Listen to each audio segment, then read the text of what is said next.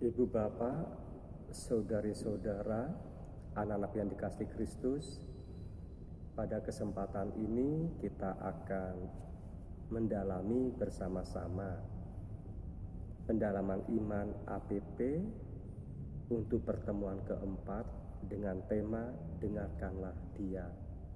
Pada tema pertemuan APP ketiga, kita menggagas, kita merefleksikan tentang tema Enyalah Iblis, karena kita terlalu mengutamakan, mengedepankan keinginan kita, kepentingan kita daripada kehendak Allah. Oleh karena itu, pada pertemuan keempat ini kita belajar untuk berani mendengarkan kehendak Allah. Mari bersama-sama ibu bapak, saudari-saudara, anak-anak yang dikasihi Kristus, kita menyiapkan diri kita untuk memulai pertemuan APP keempat ini dengan berdoa. Dalam nama Bapa dan Putra dan Roh Kudus. Amin. Bapa yang Maha Kasih, syukur kami haturkan kepadamu atas kemurahan-Mu, sehingga di masa Prapaskah ini kami masih dapat meneruskan perjalanan bersama Santo Petrus untuk lebih mengenal Yesus, Guru dan Tuhan kami. Kami masih merasakan teguran keras Yesus kepada Petrus sebagai teguran untuk kami. Dalam pertemuan keempat bersama Santo Petrus, kami diajak Yesus naik ke atas gunung untuk mengalami kemuliaan-Nya.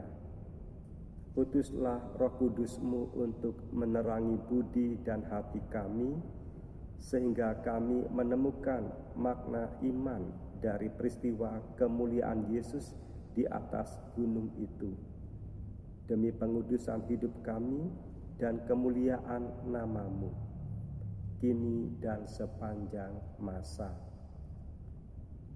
Amin. Mari bersama-sama kita dengarkan Injil Tuhan. Tuhan bersamamu dan bersama roh-Mu. Inilah Injil Yesus Kristus menurut Markus.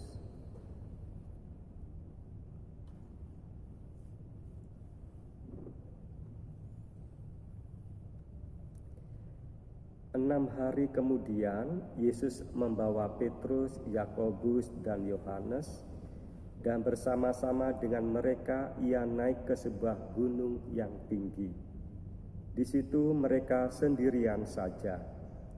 Lalu Yesus berubah rupa di depan mata mereka, dan pakaiannya sangat putih berkilat-kilat. Tidak ada seorang pun di dunia ini yang dapat mengelantang pakaian seperti itu. Maka nampaklah kepada mereka Elia bersama dengan Musa, keduanya sedang berbicara dengan Yesus. Kata Petrus kepada Yesus, "Rabi, betapa bahagianya kami berada di tempat ini. Baiklah kami dirikan 3 kemah, 1 untuk Engkau, 1 untuk Musa, dan 1 untuk Elia." Ia berkata demikian sebab tidak tahu apa yang harus dikatakannya, karena mereka sangat ketakutan. Maka datanglah awan menaungi mereka, dan dari dalam awan itu terdengar suara, "Inilah anak yang kukasihi, dengarkanlah dia." Dan sekonyong-konyong waktu mereka memandang sekeliling mereka, mereka tidak melihat seorang pun lagi bersama mereka, kecuali Yesus seorang diri. Pada waktu mereka turun dari gunung itu, Yesus berpesan kepada mereka supaya mereka jangan menceritakan kepada seorang pun apa yang telah mereka lihat itu, sebelum Anak Manusia bangkit dari antara orang mati. Mereka memegang pesan tadi sambil mempersoalkan di antara mereka apa yang dimaksud dengan bangkit dari antara orang mati. Demikianlah Injil Tuhan, terpujilah Kristus. Bapak, Ibu, dan para saudara, perjalanan kita mengenal Yesus bersama Petrus dan para murid lainnya sudah melalui 3 kali pertemuan. Dalam pertemuan ketiga, kita menyaksikan konflik antara Yesus dan Petrus tentang apa yang akan dialami Yesus serta harapan Petrus dan teman-temannya terhadap Yesus. Dalam konflik itu, Yesus memarahi Petrus, "Enyalah iblis, sebab engkau bukan memikirkan apa yang dipikirkan oleh Allah, melainkan apa yang dipikirkan manusia."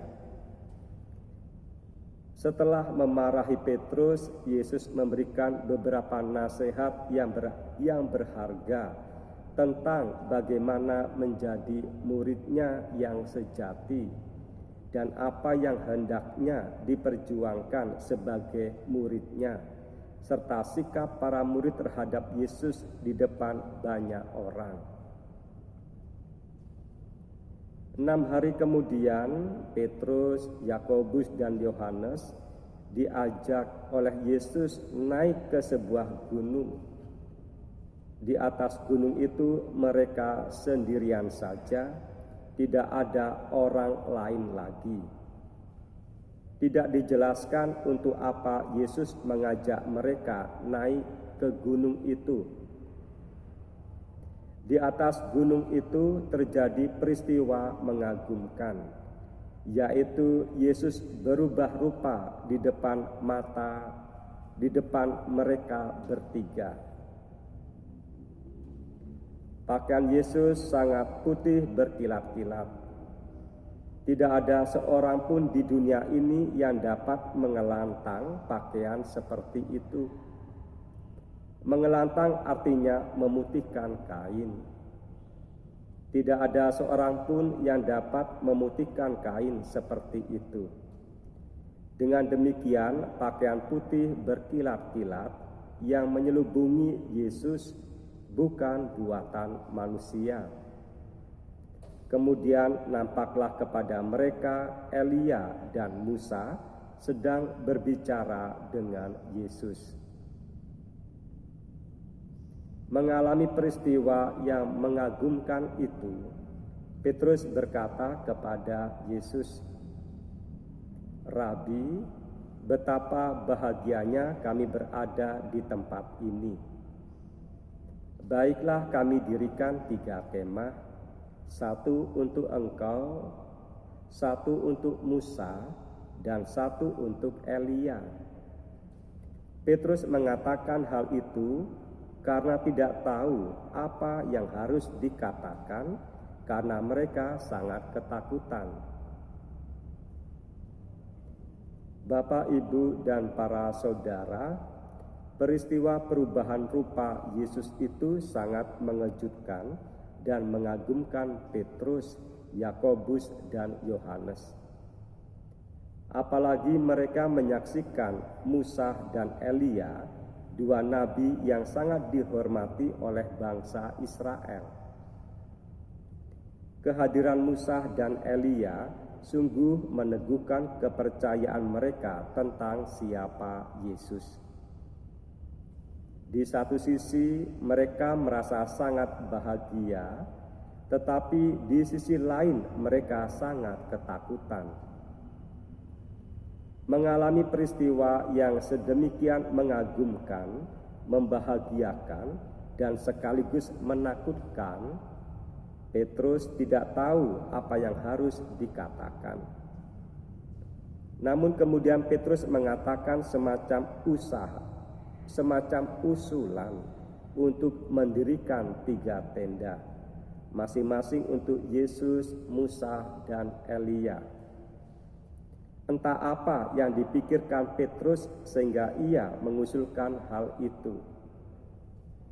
Apakah Petrus ingin Yesus, Musa, dan Elia menetap di atas gunung itu? Atau apakah dengan mendirikan kemah bagi Yesus, Musa, dan Elia, Petrus bermaksud memberikan tempat berteduh?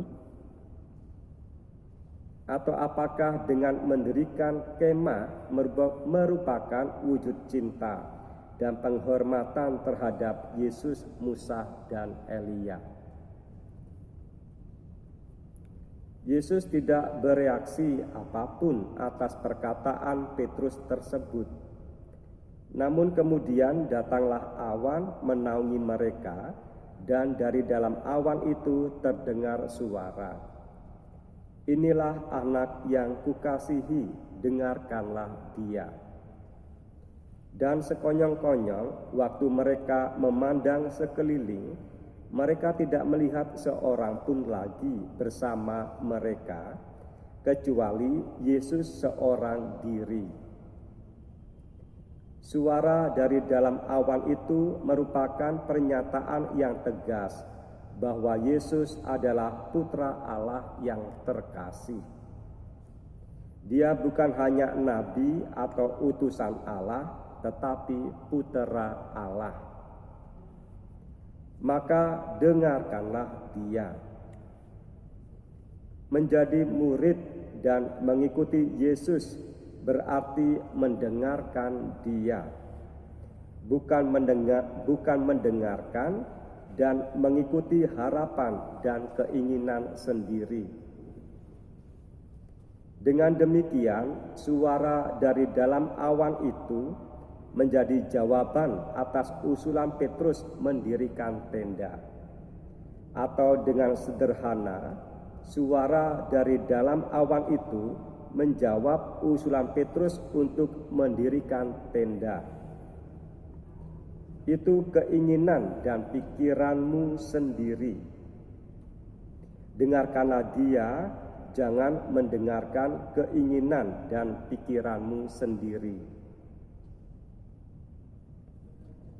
Bapak, Ibu, dan para saudara, sewaktu mereka turun dari gunung, Yesus berpesan kepada Petrus, Yakobus, dan Yohanes supaya jangan menceritakan kepada seorang pun apa yang telah mereka lihat itu sebelum Anak Manusia bangkit dari antara orang mati. Mereka memegang pesan tadi sambil mempersoalkan di antara mereka apa yang dimaksud dengan bangkit dari antara orang mati. Ketika Petrus memberikan pernyataan bahwa Yesus adalah Mesias, Yesus melarang keras supaya jangan memberitahukan kepada siapapun tentang dia. Dan alasan larangan keras Yesus ini terjawab, yaitu karena pemahaman Petrus dan para murid lainnya tentang Yesus bertolak belakang dengan yang dimaksud Yesus sendiri.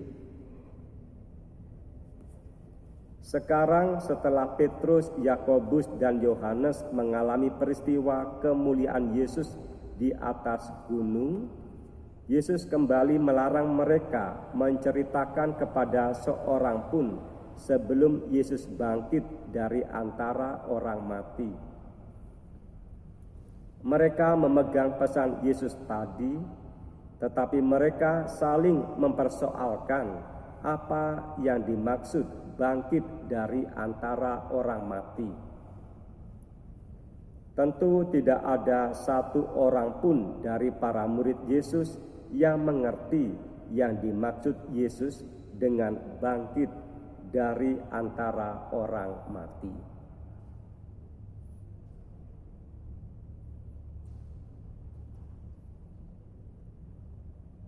Marilah sekarang kita bersama-sama merefleksikan, merenungkan pertanyaan-pertanyaan berikut ini.